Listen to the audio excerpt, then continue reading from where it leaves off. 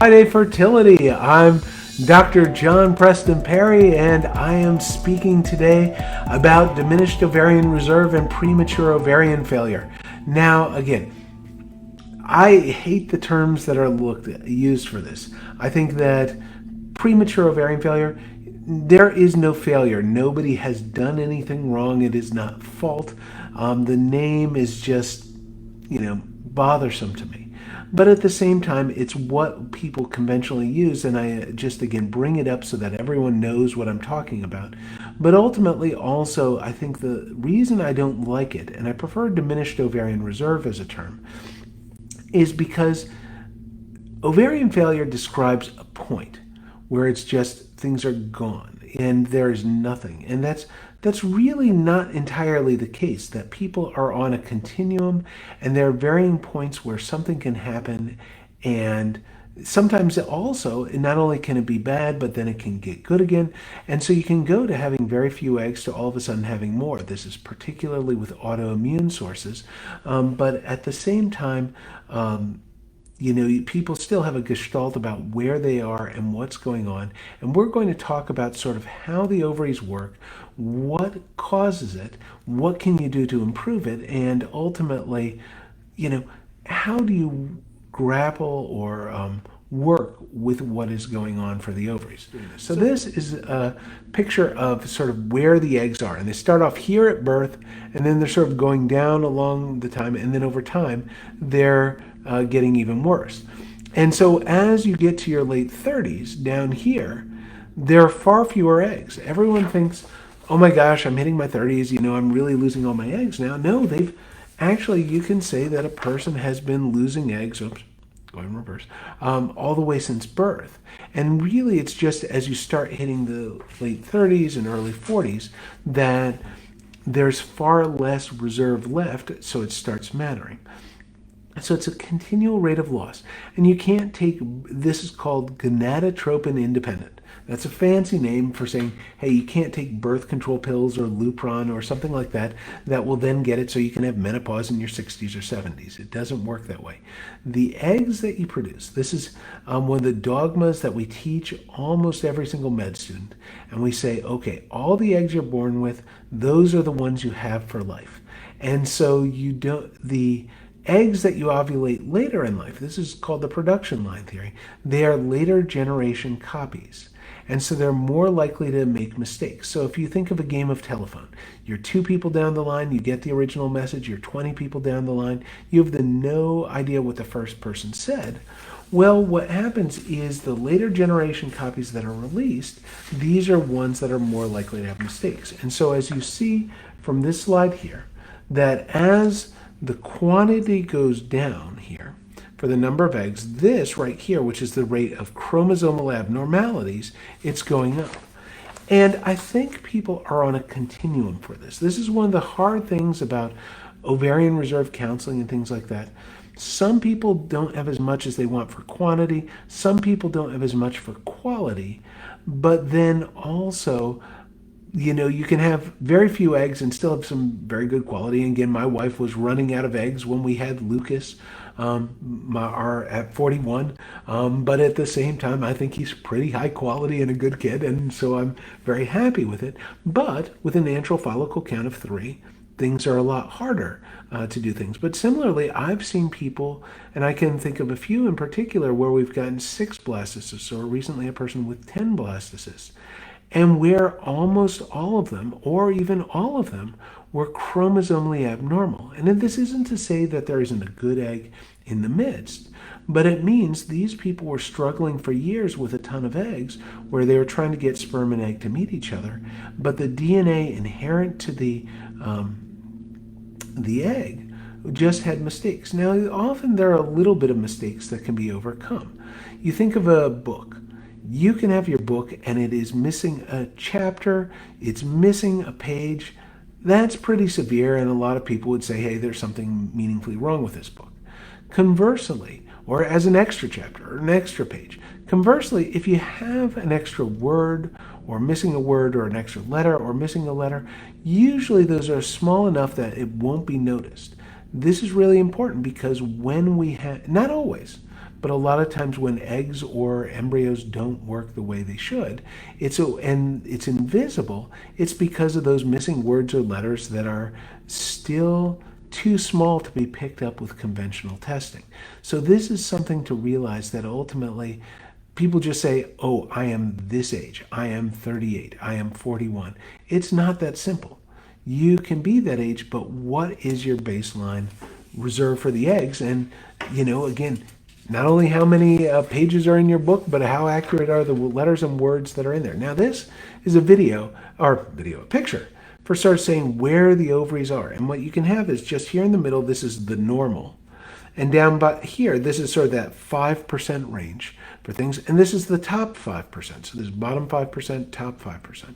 What's interesting with this is you can see is if you go across this line here, you have people who at birth have about as many eggs in the bottom 5% as people who are in the top 5% at age 40. So this is where some of the variation happens. Here's the other thing. You can be going along this curve, cruising along, and then all of a sudden, boom, it drops here and then continues along here. So you had a sudden event that changes everything. And you can have chemotherapy, you can have radiation, you can have surgery that removes part of your ovary. And all of a sudden you're going along like this, and then it completely changes, but you continue on this trajectory. So some people, when they get down here, they were starting off at this point, and then they just continued along. Some were starting up here, but then that changed. And some people will start up here, and then they sort of have a rate of loss that's much faster. And you can have that because you have inflammation. You talk about inflammatory events taking a toll on the body, and you can see people with some degree of autoimmune disease or other problems where they have they look older than their biologic age. And you can see this with alcohol. You can see this with smoking. By the way, for trivia on things, for how smoking ages the ovaries, if you do a quarter pack a day, your ovaries are about a year older, half a pack 2 years older, and a pack a day, it's 3 years older. The reason this matters is while active smoking is really bad for getting pregnant, and some even argue it can drop your fertility 40% or so. If you stop, people say, hey, I've stopped, now it's cleared out, now the active smoking isn't negative. And for many people, they end up being fine. But some people, they've been smoking long enough that they've taken a long-term hit for their ovary. And if you are 28 and your ovaries are now 31 by aging 3 years from long-term smoking, a lot of 31-year-olds still get pregnant. But if you're 38 and your ovaries have aged to 41, that's a meaningful hit for ovarian reserve, and that makes it very hard to conceive. And so what we want to be mindful of, and again, within our control, we can't control autoimmune disease, we can't control, a lot of the inflammatory environment that we were brought up in where we got secondhand smoke from parents doing it, or all these other types of things. You can only play the hand you've been dealt as best you can, but you say, hey, try to minimizing inflammatory environments and being well. That's a good thing. Now, here's the challenge to that. I have a lot of people go the other way where they're taking all these antioxidants and pills and their kale salads and all those things, and that's great. Be well for its own sake. But at the same time, it won't rescue eggs that are already there. So everyone thinks, again, they lose 1 egg per month. It's closer to 900 people lose often 30 eggs a day. There's this continuous rate of attrition that is sort of depleting the pool for things. And if you take antioxidants, you may have healthier eggs for those that remain. But the ones that have already left, they have left. So, and it's interesting, I wish I had a picture here, but I had a picture of the ovaries, and many of you have seen antral follicle count, where again, the ovary, it's this circular structure, a lot of little black spots. It looks like a chocolate chip cookie. The more chips, the better the cookie. The more black spots, the more eggs you have, the better off your reserve is. And I have a picture of 3 women, all 36. One did meth in her teens. She had basically looked as though she were actually in her 50s when I met her in her mid-30s. And again, just as her hair had aged and her skin had aged and everything else like that, her ovaries had aged. And for that circular structure, it was really, really small and shriveled up because it had lost all the eggs that were within it. And I couldn't see a single antral follicle. And I have another picture of a woman who'd had ruptured appendicitis. And again, this was, she was actually in what's it called? She was in the ICU for 2 weeks in order to avoid, they couldn't do surgery because she was just had the pelvis so inflamed and it needed to cool off before they could do surgery. Well, she ended up having a lot of scarring and pelvic disease and had bad adhesions around the tubes. And then the third person had PCOS. All 36. Now here's the thing for all of them. All of them got pregnant. The first one, she just got lucky. And she hadn't had a period in a year, and that would even be bad for the lining on top of the fact that there were just few eggs. But they had had relations, and the one time she released an egg, there happened to be a sperm sitting there waiting for it, and she got pregnant. Second person had an ectopic pregnancy, again, adhesions and inflammation and tubal damage. And that was a barrier for her. And then the third person actually ended up with needing inseminations with oral medication to sort of get her to ovulate. But the point is, you had 3 different people, all different journeys, all of whom can get pregnant. And I think this is humbling. I think diminished ovarian reserve and premature ovarian failure are probably one of the hardest situations to have for infertility. And the reason is all fertility is tough in its own way. I completely get that. It is rough on everyone. But here, to take it to another level for things, I think you have to say that many other things are easier to fix. If you have polyps in the uterus, you can remove polyps. If fibroids, you can remove fibroids. If you do not have PCOS and you don't ovulate, being able to take medications to get you to ovulate, that can often fix things. If you have tubal disease, surgery often doesn't work too great for tubal disease, but you can also bypass the tubes with IVF. If you have low sperm counts, you can do insemination. If you are completely without eggs, that's on the scale of a hysterectomy, for things. If you are completely missing sperm, completely missing eggs, completely missing the tubes, or completely missing the uterus, it's really hard to overcome that. And so for the eggs, if people take a hit for the quantity or the quality that's meaningful, you have to either make the most of what remains or you have to get the eggs from someone else. And for making the most of what remains, this is the thing where it ends up being a numbers game. This is one of the hardest things about infertility. And I think where people are saying, oh my gosh, I just have to do this. But if, everyone says, oh, I just took Clomid and I got pregnant. First, I hate Clomid. It turns everyone into the devil, just from all the hot flashes and things like that. But if you have a friend who had PCOS and they took Clomid and then they ovulated and then they got pregnant, that's very different from the person who has very few eggs and they're of poor quality, and you just take Clomid and all of a sudden you have now had 10 years of trying with 12 eggs released per year over that time, so 120 eggs. And now you took Clomid, and instead of having 120 chances to get pregnant, you ended up with 122 instead of 121 in the next month. That didn't really change much. And I think when people do those interventions and they're taking Clomid and letrozole, and particularly when it's a diminished ovarian reserve standpoint, they're thinking, well, first my body is letting me down, and that's not fair. Then I've done all the advice from friends and family and the Geritol and the Robitussin and the pineapple core, and believe me, Geritol, Robitussin, pineapple core, they don't change the DNA of an egg. And they won't bring into the body eggs that weren't there. And so they aren't changing a lot of the core source. But then people have put their hearts on the line and they feel, hey, I've done everything that everyone told me to do. And then I even go to my doctor and the doctor gave me Clomid, and then I went from 1 egg to 2, and that didn't get me pregnant. People have put their faith and hope in things that could never return upon it. And so for me, I'm very passionate in saying, where are people? What are their chances? And what is the likelihood they're going to bring home a baby? And so for those of you who are sort of struggling and wondering, I'd love to meet you, love to help you, and to really talk, where are your inherent chances?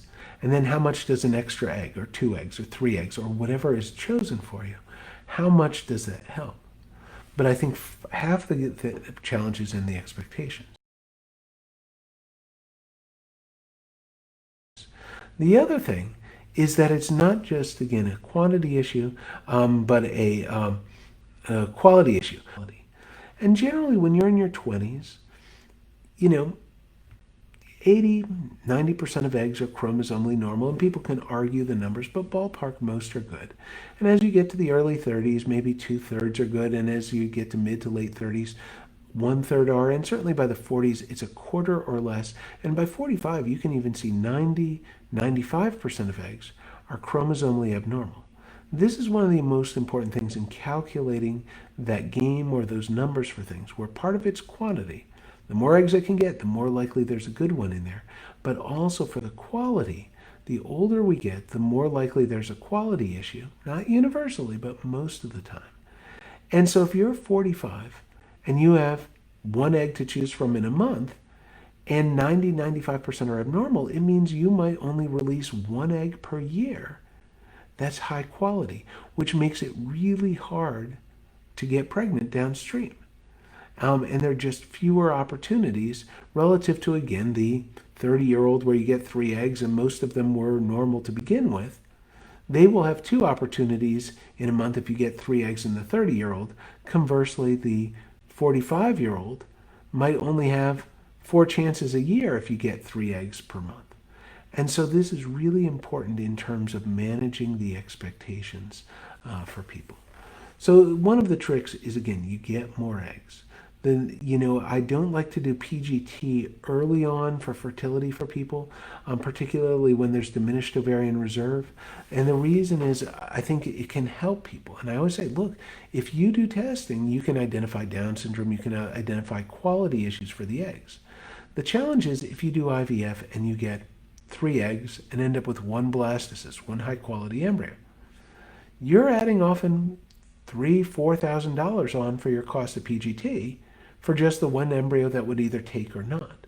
It's not helping you. If I get 10 embryos and I sort among them and I have 5 normal and 5 abnormal, that's very useful to say, okay, I'm going to put one of the normal ones back.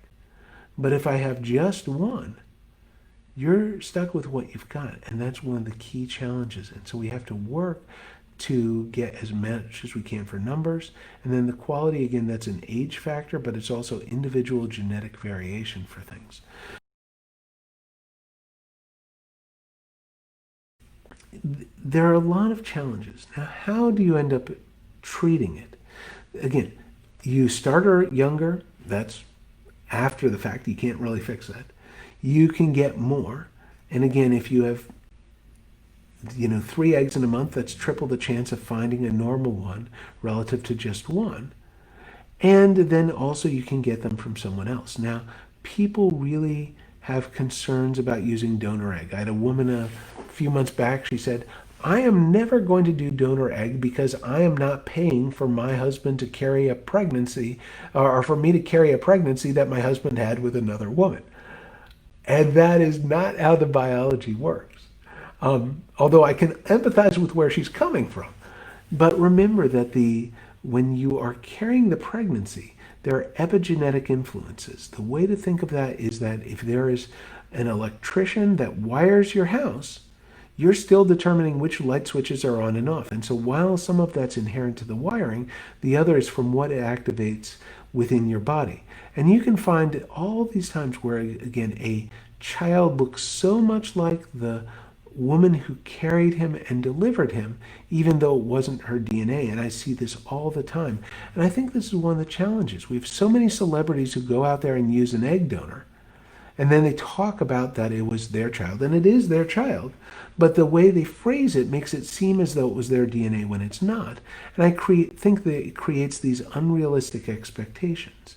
Many times when you completely run out of eggs, and some are just on the low side, but when you completely run out, you usually look at about a 5 to 10% lifetime chance of bringing home a baby on your own, using your own eggs.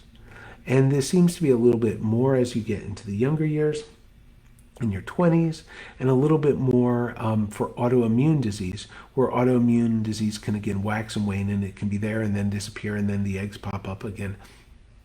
But for a lot of people where they had long-standing infertility before this came up, or they have they're older, where they have fewer eggs left and they're more likely to be abnormal, it makes for very hard chances, and it can be very painful. Now, the solution for beyond revving up the eggs that are there is also to, and even doing inseminations to improve the chance of sperm found the egg, though some can argue how much that helps in this particular situation. The next thing is really to get the eggs from someone else, again, as we were alluding to. And again, just being in the body has an enormous impact on things. And by being in the body, you can find that it affects the risk for high blood pressure and diabetes and breast cancer and where fat is distributed on the body. So you're carrying a pregnancy, even if it's not your own DNA, has enormous implications for how this child will turn out. Beyond also the other things of, love and support from the first moment, and the ability to breastfeed, and the ability to avoid toxins during pregnancy.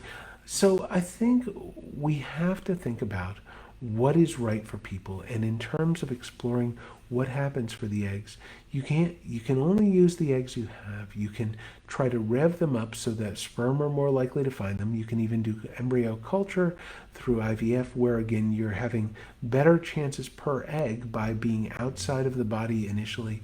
You reduce endometriosis, you reduce pelvic inflammation, you make the uterus as hospitable as possible. But ultimately, there is no surgery that we have at this time that meaningfully changes the DNA inherent to an egg, and you just simply have to play the hand that you've been dealt a little bit for where those eggs are. Now again, I see all these people talking about ovarian rejuvenation and whether or not you can use stem cells to replenish the eggs. And really the data, again, there are a couple things. First, the original, I remember in 2004 when out of Harvard Mass General, they were showing that ovarian stem cells in mice and rats, but the thing is, mice and rats don't go through menopause. So it's not a good simulation. And then a decade later, they found it in humans, but you have stem cells circulating throughout the blood for things. I don't think we're at a point, or at least it's not ready for prime time, where anyone can rejuvenate the ovaries through stem cells. I can't wait until we can get there, but I think a lot of people are holding out hope and holding their breath for something that isn't there for the technology. Now I have some questions here, and I'm going to just go for a quick tangent on those. There's one which is, what is about ovarian reserve after IVF? If you go through it again, will your chance of a healthy egg be decreased? So first, and how much does, all of a sudden I was 25 or 27 or 30, for before, now I'm a little bit older, how much does that change things? The rate of attrition between 25 and 30 or 30 and 33 or things like that isn't that subtle. As you get from in your late 30s, however, you actually start seeing a decline in fertility of about 20 to 30, even 30% per year. That's where things matter more. For a person who's gone from 25 and now ready for things at 30, usually they end up doing well. Now, sometimes if there's diminished ovarian reserve and their ovaries are acting older than their biologic age, that's a hard thing. But for the most part, the challenge for IVF, for how doing IVF affects future egg function, is one of why you need it, not that you had it. Again, the eggs that are retrieved for IVF are the ones that are naturally lost in a given month. So really, for how IVF is typically done, it shouldn't be accelerating your ovarian age. You're not, if you take 30 eggs out, you have not accelerated menopause by 2.5 years or for 30 months. It was just that you rescued those eggs that would otherwise dissolve. Now, for people who have ovarian issues and they're running out of eggs, that time has marched on, that is a harder hand where their ovaries have aged biologically. Conversely, for the PCOS patient, for example, if you have a ton of eggs and then you get a bit older, you might be more easy to get to ovulate, and it may be more easy to get you pregnant. So the answer that's always right in medicine is it depends, but usually you say that doing IVF does not negatively affect your ovarian reserve beyond the reasons you had in the first place to do it. Okay, I think there was a lot more that I wanted to cover and didn't, but that's okay. I'm game for it another day. If you guys can give me questions and feedback in the comment section, tell me any topic. I'll try to answer and respond and give, again, that general information for things. And if you have topics for future talks, that you want me to do, let me know. I'm wanting to inform as much as I can and provide reasonable perspective. Again, mix the common sense with evidence for how you look at the many challenges people face with their bodies and addressing fertility. Have a wonderful day. Be well, be safe, and take care of yourself and others. Thank you so much.